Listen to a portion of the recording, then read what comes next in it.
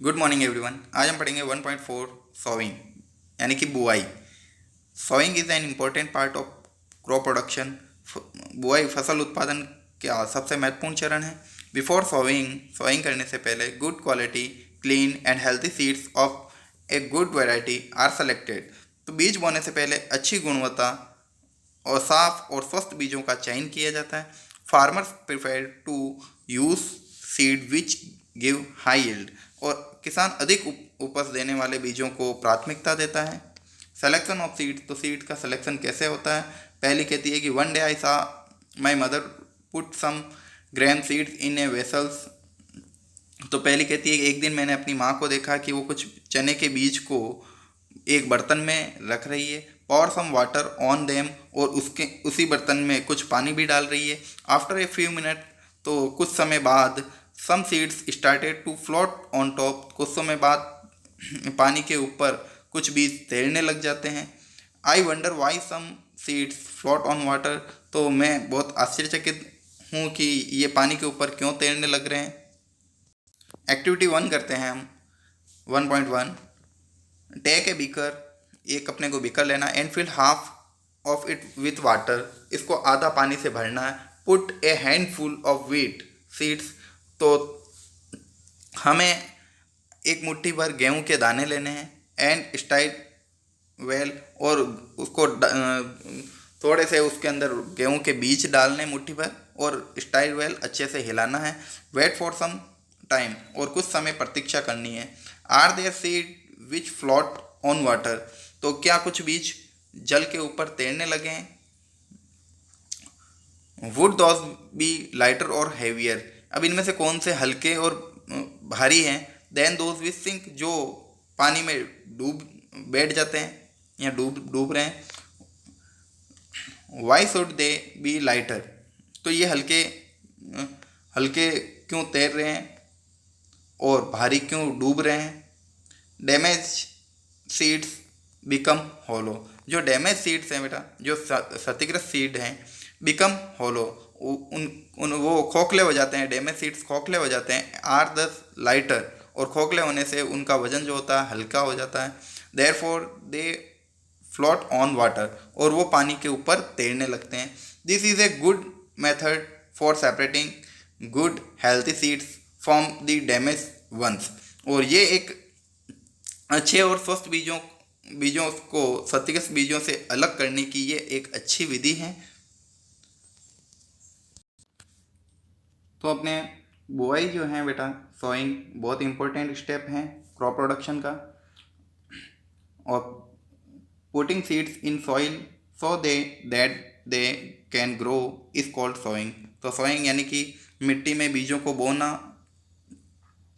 और उनका वृद्धि करना, यही बेटा सोइंग है। और सोइंग करने के लिए हमें अच्छी क्वालिटी के बीज चाहिए, गुड क्वालिटी के, नॉर्मल क्वालिटी के नहीं चाहिए। बेटर बेटर क्वालिटी का यील्ड चाहिए, तो हाई यील्डिंग वैरायटी यानी कि HIV सीड्स हमें काम में लेने होंगे, जिससे अपना हायर एग्रीकल्चर प्रोड्यूस होगा, यानी कि बहुत ही ज़्यादा मात्रा में हमें उपज मिलेगी। और अगर नॉर्मल क्वालिटी के अगर लेंगे तो इनसे केवल इतना ही क्रॉप प्रोडक्शन मिलेगा। और सीड्स सेलेक्ट करने के लिए हम इस एक्टिविटी में देख सकते हैं किस प्रकार ये जो हल्के बीज हैं, लाइट डैमेज और हॉलो सीड्स हैं, वो तैर रहे हैं, और गुड क्वालिटी के जो सीड्स हैं वो नीचे बैठे हैं। तो seeds which sink are of good quality, जो बीज डूबे में हैं वो अच्छी क्वालिटी के हैं। And floating seeds are damage and hollow this lighter, और जो तैर रहे हैं वो डैमेज सीड्स हैं, हॉलो सीड्स हैं, खोखले हैं और हल्के हैं। Before sowing, one of the important tasks is to know about the tools used for sowing seeds. अच्छे बुआई से पहले बीज बोने के औजार के बारे में जानना आवश्यक है। तो ट्रेडिशनल टूल्स, तो दी टूल्स यूज ट्रेडिशनली, ये परंपरागत औजार जिनके हम बारे में पढ़ रहे हैं। दी टूल्स यूज ट्रेडिशनली, परंपरागत रूप से बीजों की बुआई में इस्तेमाल किए जाने वाले sowing seeds is shaped like a funnel। तो परंपरागत रूप से जो बीजों की बुआई का इस्तेमाल किए जाने वाला औजार कीप के आकार का होता था, यानी कि फनल जैसा होता था। The seeds are filled into the funnel, और जो सीड्स होते थे वो इस फनल के अंदर भरे जाते थे। पास डाउन थ्रू 2 और 3 पाइप्स हैविंग शार्प एंड, और ये फनल से होते हुए बीज पाइपों के द्वारा हैविंग ए शार्प एंड, यानी कि नीचे जो हल का, जो हमने पीछे हल पढ़ा था, प्लो पढ़ा था, इस प्लग के जो नुकीला सिरा होता है वहाँ तक जाते हैं बीज। These and pierce into the soils and place seeds there, और ये मिट्टी उन नुकीले सिरे से पाइप से गुजरते हुए मिट्टी के अंदर भेदते हुए, पियर्स यानी भेद कर छेदते हुए मिट्टी में जाते हैं, और पैलेस सीड्स देर, और वहाँ पर मिट्टी के अंदर स्थापित हो जाते हैं। जैसा कि इसमें दिख रहा है आपको, ये फनल है, इसके अंदर बीज डाल रहे हैं और ये बीज सीधा नीचे तक जाता है, और ये अपना वही पहले हमने जो प्लो पढ़ा था वही प्लो है, इसके साथ केवल ये जोड़ दिया जाता है फनल। ये आपके first funnel, pipe and sharp and soil. अब इसमें ऊपर सीड्स डालते हैं और जो पाइप से होते हुए शार्प एंड तक पहुंचते हैं और मिट्टी के अंदर कवर हो जाते हैं। ये कुछ इस प्रकार होती थी। इसमें ये पहले प्लग, ये यहाँ पर दिख रहे हैं आपको प्लग हैं, और ये पीछे इनके अंदर ये डालते आ रहे हैं, और कुछ बीज उछालते भी थे, और फिर ये पीछे से और हल आता था जो मिट्टी को ऊपर नीचे कर देता था। ये देख सकते हैं किस प्रकार ये इन फनल के अंदर बीज डाल रहे हैं हाथों से। ये बीज नीचे तक जाते हैं ज़मीन में, और पीछे और बेल आते हैं, वो मिट्टी को ऊपर नीचे करते रहते हैं जिससे सारे बीज कवर हो जाएं। थोड़े विकसित होने के बाद बेलों के ऊपर कुछ ये सीड बॉक्स, एक बॉक्स था, इस बॉक्स के अंदर बीज डाल देते थे और ये पाइपों के द्वारा नीचे तक जाते थे। ये दिख रहे हैं आपको जितने भी बीज हैं वो इसमें भर रखे हैं, और ये पाइपों के द्वारा नीचे तक जाते हैं। ये आपके ट्रेडिशनल हैं।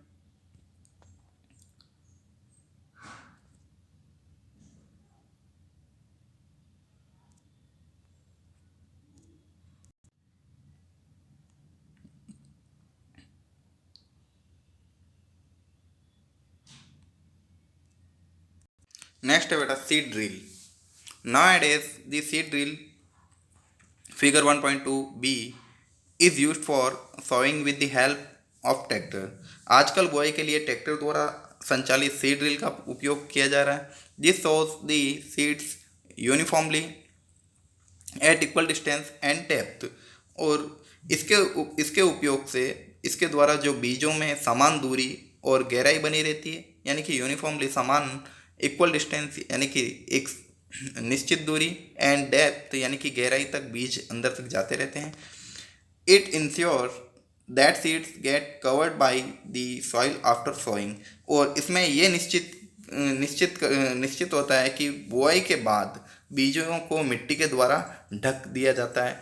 आपने अभी देखा कि एक बुआई जो बैलों के द्वारा हो रही थी ट्रेडिशनली, उसके पीछे 2 बैलों की जोड़ी और चलती थी जो मिट्टी को ऊपर नीचे करती थी, ताकि बीज जितने भी हैं वो मिट्टी के नीचे दबते रहें, कवर हो जाएं। बट सीड ड्रिल में बीज की बुआई भी हो जाती है और मिट्टी भी कवर हो जाती है ऊपर वापस, ताकि मिट्टी ऊपर आने से this protect seeds from being eaten by bird, यानी कि मिट्टी के ढक जाने से बीजों को पक्षियों के द्वारा खाने से रोका जा सकता है। Sowing by using a seed drill save time and labour, और सीड ड्रिल से बुआई करने पर समय और श्रम दोनों की ही बचत होती है, यानी टाइम और लेबर की बचत होती है। नेक्स्ट है आपके बुजो कह रहा है there is a nursery near my school, कि मेरे विद्यालय के समीप एक पौधाशाला यानी कि नर्सरी है। I found that little plant were kept in small bags, मैंने देखा कि पौधे छोटे छोटे थैलों में रखे हैं। Why are they kept like this, तो वो थैले में क्यों रखते हैं? तो पहली कहती है कि seed of a few plant such as paddy are first grown in a nursery. धान जैसे कुछ पौधों के बीजों को पहले पौधशाला में उगाया जाता है। When they grow into seedlings they are transplanted to the field manually. पौधे तैयार हो जाने के पर उन्हें हाथों के द्वारा खेत में ट्रांसप्लांट कर दिया जाता है, यानी कि रोप दिए जाते हैं। Two forest plant and flowering plant are also grown in the nursery, और कुछ वनीय पौधे यानी कि जंगली पौधे एवं पुष्पीय पौधे भी पौधशाला में नर्सरी में लगाए जाते हैं। Appropriate distance between the seeds is necessary to avoid overcrowding of plant। तो पौधों को अत्यधिक घने होने से रोकने के लिए बीजों को बीज की उचित दूरी होना अत्यंत महत्वपूर्ण है। यानी कि कोई भी हम बीज बो रहे हैं तो पास पास में बीज नहीं होना चाहिए, क्योंकि अगर पास में होगा तो बड़ा होने पर पौधा पौधा जब बड़ा होगा तो उसकी शाखाएं जो ब्रांचेस है वो एक दूसरे पौधे के ऊपर आ जाएगी, और फिर प्लांट जो है अपना ग्रोथ नहीं कर पाएगा। This allow plant to get sufficient sunlight, nutrients and water from the soil. अगर ये निश्चित हों तो इससे पौधे को, अगर हम निश्चित दूरी रखें तो इससे पौधे को सूर्य का प्रकाश मिलता रहेगा, पोषक तत्व मिलते रहेंगे और वाटर जल भी मिलता रहेगा। At time a few plant may have to be remove to prevent over crowding. तो बेटा अगर कुछ बीज पास पास में लग गए हैं तो समय रहते हैं अधिक घनेपन होने के, मतलब कि ओवर क्राउडिंग होने से, काफ़ी ज़्यादा मात्रा में पास पास होने से उन कुछ पौधों को रिमूव कर सकते हैं, यानी कि निकाल सकते हैं। तो बेटा आपने आज सीखा कि इम्पोर्टेंट स्टेप है सोइंग क्रॉप प्रोडक्शन के लिए। और सोइंग किसे कहते हैं हम, कि putting seeds in soil so that they can grow is called sowing, यानी कि बीजों को मिट्टी में डालकर उगाना, यही सोइंग है। और बीजों का सेलेक्ट भी किया जाता है, गुड क्वालिटी और नॉर्मल क्वालिटी से बेटर क्वालिटी अपने को मिले, तो इसलिए हमारे को HIV सीड्स यूज़ में लेने चाहिए, हाई यील्डिंग वैरायटी वाले। और ये काम में लेंगे तो अपने को हायर एग्रीकल्चर प्रोड्यूस होगा, यानी कि काफ़ी उत्पादन होगा एग्रीकल्चर में। नॉर्मल सीड्स लेंगे तो अपने को लोअर एग्रीकल्चर प्रोड्यूस होगा। फिर हमने बीजों का सिलेक्शन देखा, जो बीज हल्के थे, डैमेज थे, वो होलो सीड्स लाइटर वेट होते हैं, और जो हेवियर वेट थे वो गुड क्वालिटी के सीड्स होते हैं जो पानी में डूब जाते हैं। फिर आपने ट्रेडिशनल टूल्स देखे जिसमें एक फनल होता है, 2 या 3 पाइप्स होते हैं, शार्प एंड होता है उनका, जिन पाइपों से शार्प एंड तक बीज नीचे तक मिट्टी में चलते रहते हैं और बुआई होती रहती है। और आजकल के समय में नॉवेडेज सीड ड्रिल्स का उपयोग होने लग गया है। यहाँ पर बीज होते थे और जो नीचे तक जाते हैं, और ये इक्वल डिस्टेंस और डेप्थ पर होते हैं। और सीड ड्रिल का उपयोग करने पर टाइम की बचत होती है एंड सेव लेबर, तो टाइम और लेबर दोनों की बचत होती है। जो काम पहले 5-6 आदमी करते थे, आपने पीछे वीडियो में देखा था कि कैसे 4-5-6 बैल की ज़रूरत थी और 5-7 आदमियों की, तब जाके सोइंग होती थी। अब इस एक मशीन के द्वारा ही सीड ड्रिल से वो काम हो जाता है, और इससे निश्चित बराबर डेप्थ पर, निश्चित गहराई पर बीज जाता है। सॉइल ऑन सीड्स, जो भी बीज हैं वो मिट्टी के बराबर गहराई में जाता है, और मिट्टी भी कवर हो जाती है, जिससे बर्ड हैं जो इसको खा नहीं सकते। और पौधों की अवॉइड ओवर क्राउडिंग को, यानी कि घना होना, भीड़ भाड़ वाले पौधे होने के कारण इनको बराबर निश्चित दूरी पर उगाया जाता है, जिससे इनको सनलाइट और ज़मीन से, इनको मिट्टी से न्यूट्रिएंट्स, पोषक तत्व मिलते रहें, सनलाइट मिलती रहे। तो ये ओवर क्राउडिंग को अवॉइड करने के लिए सीड ड्रिल का उपयोग किया जाता है।